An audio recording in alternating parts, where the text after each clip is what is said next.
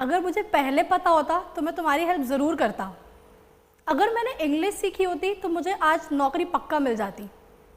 क्या है ये सेंटेंसेस? जब भी हम बात करते हैं इस तरह के कुछ सेंटेंसेस की जहाँ हम कह रहे हैं अगर ऐसा होता तो ऐसा ज़रूर होता, अगर तुमने ऐसा किया होता तो ये ज़रूर होता, तो ये हमारे सेंटेंसेस होते हैं कंडीशनल सेंटेंसेस, जहाँ हम बात करते हैं कंडीशंस की।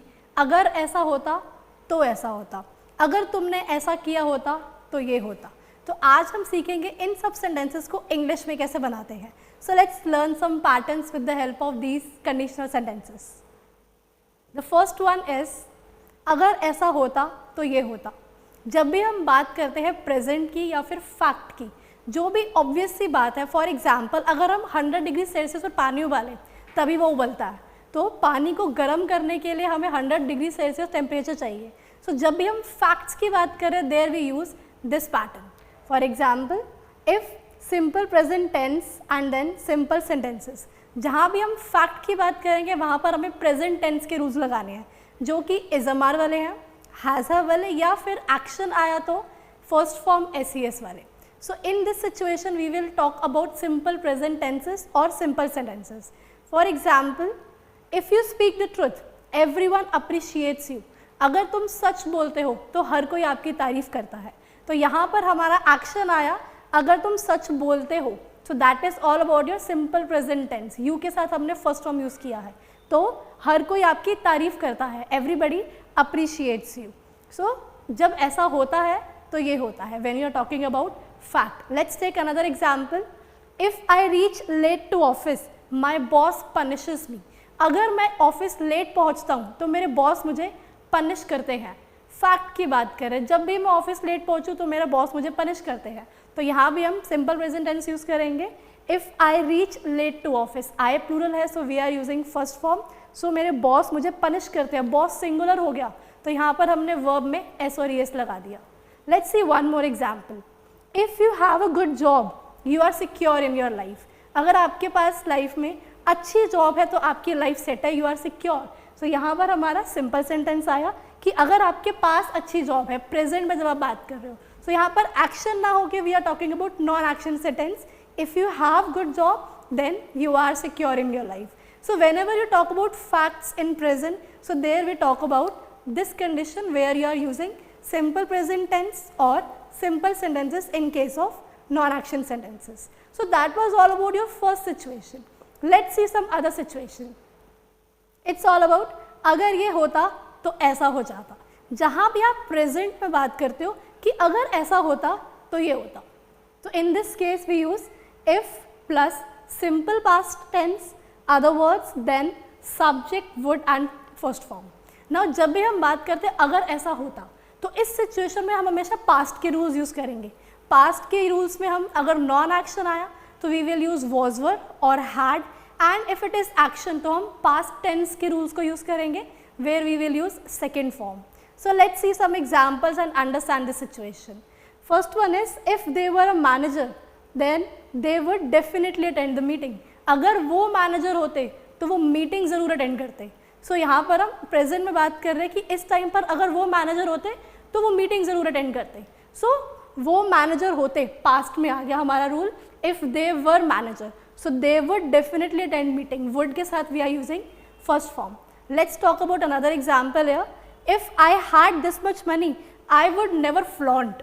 फ्लॉन्ट मीन्स हवाबाजी करना, दिखावा करना। तो अगर मेरे पास पैसे होते तो मैं दिखावा ना करता, तो मेरे पास पैसे होना यहाँ पर नॉन एक्शन सेंटेंस है, तो हमने यहाँ पर सेकेंड फॉर्म नहीं, यहाँ पर हमने हैड लगाया है पास्ट को शो करने के लिए।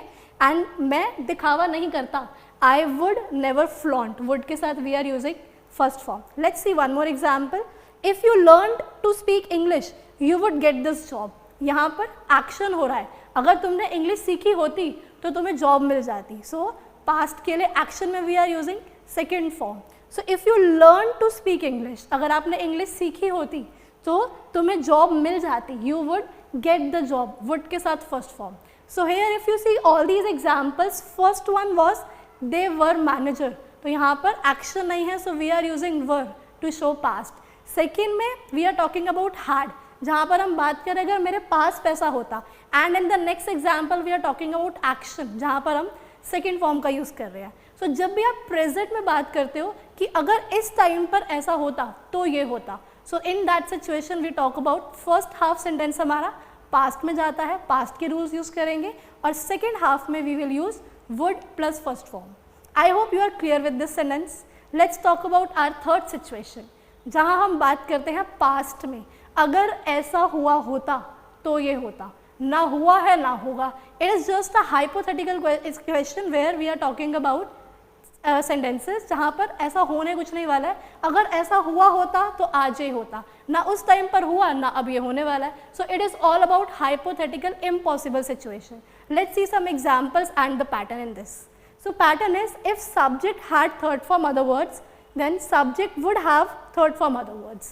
अगर तुमने ऐसा किया होता तो आज ये होता. So in this situation, first half में हम use कर रहे हैं had third form, past perfect tense का rule, and second half में we are using would have plus third form. Let's see some examples.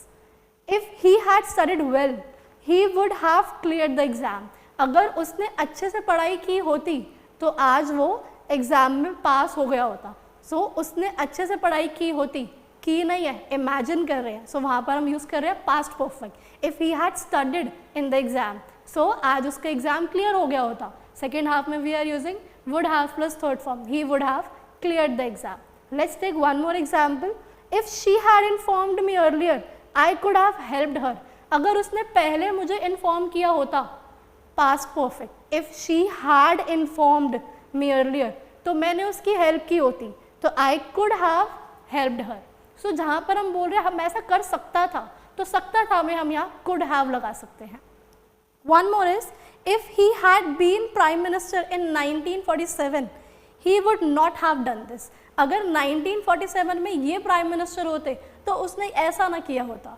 So if he had been prime minister in 1947, यहाँ पर been हमारा होने की third form है, be was were been. So यहाँ पर been से कंफ्यूज मत होना, it is also a third form only.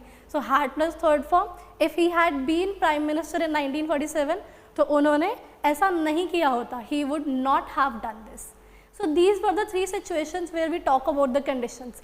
First one was जब आप reality और facts की बात करते हो वहाँ पर हम simple present के rules use करते हैं. Second one was जब आप present में बात करते हो कोई भी hypothetical situation जो possible हो सकती है कि अगर मैंने ऐसा किया होता तो ये हो जाता, वहाँ पर हम first half में past की बात करते हैं और second half में we use would plus first form. And another situation which we saw here is hypothetical impossible situation. अगर आपने ऐसा किया होता तो ये होता, जहाँ पर काम पहले कुछ नहीं किया, we are just talking about impossible situations. So वहाँ पर हम फर्स्ट हाफ में we are using had plus third form और सेकेंड हाफ में we are using would have plus third form. So I hope you have got the concept and you are definitely going to use all these sentences in your life. So stay tuned for more such videos.